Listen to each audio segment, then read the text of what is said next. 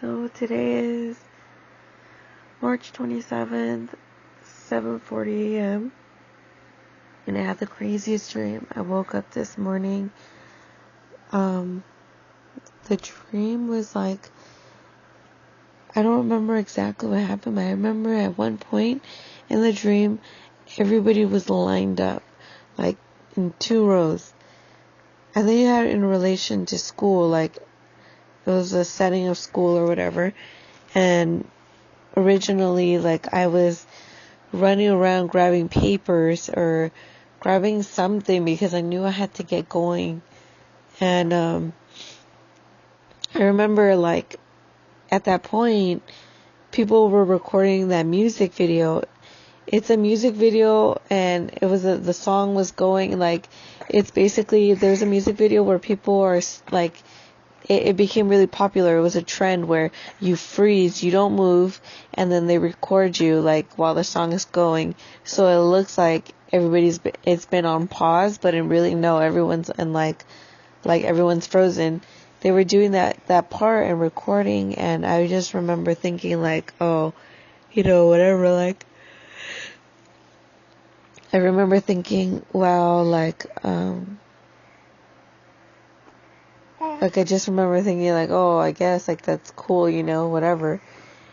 And at some point, I think the artist was coming up, and I realized, like, it's Mac Miller or something. I'm, like, thinking, Mac Miller, like,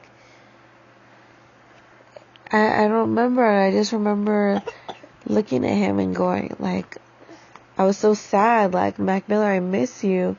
I miss you so much. I miss you, like, and even when he was there, he had that, like, he was still lost. Like, he couldn't fathom the idea that, like, though I would say I would write it, like, at one point there was, like, water streaming, and I remember writing, I miss you. And I thought if he could just touch the water and write it back, I would know he missed me too, or that he missed me or something, right? But when it looked like he was about to touch the water, instead of it looking like he wrote it, it looked like, I miss you, but, like, almost the way Ariana Grande would write it, like the sweetheart type of writing, really sweet with hearts in it. And I just remember him, like, still talking about how, like, it's okay, like, and then I just remember having the feeling, but I'm like, you're dead, you're gone. And then telling him, like he's like, and then he's describing how he was just yanked from his body down, like he was just taken. It was, like, so fast, and he was just shot down. He was gone, he was taken, like it was like as if he was saying everything was like an instant, like, just whoosh. And then I remember saying, like, if God lets you, like, if God says you can go to heaven, like, just do it. Ask for forgiveness. Or, like, I was saying something like that. If you can, because in the dream he made it sound like he could leave hell. Like, he could leave it. And it was his choice. But he's like, but he's not ready. He's not ready. Like he was so, like it just, like, wasn't hitting him. Like, the idea of, like, hell, like, it wasn't. And I remember him acting like he could leave it. And I was like, but please, if God will let you, try to leave, or, like, something like that, like, please leave. And then I remember, I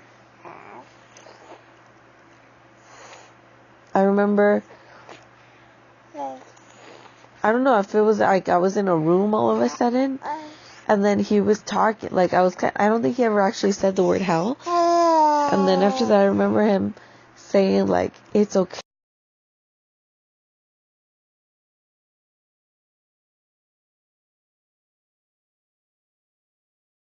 They wanted me to join them in taking, like, being a part of hell, or being a part of that whole thing. And I don't remember what I did. I just remember that I grabbed my papers. I was like, whoop, I'm going to leave to go with God, to go with Jesus. And I just, like, walked out of that room or something. Like, I was kind of like, nope, I'm going to go with God. I'm going to go to heaven. or something like that. And then I remember, like, all of a sudden, when I stepped out of the room, it was like I was getting papers ready to do taxes, and Mr. Lewis was in the dream, and I had to prepare all these, like, I was looking for papers for him to give to him, and at some point, like, he had left or something, and I was looking around for these papers for him, and then I went into, like, a room or something, because I guess that was, like, my parents' house. I don't know what happened. I was showering and it became flooded.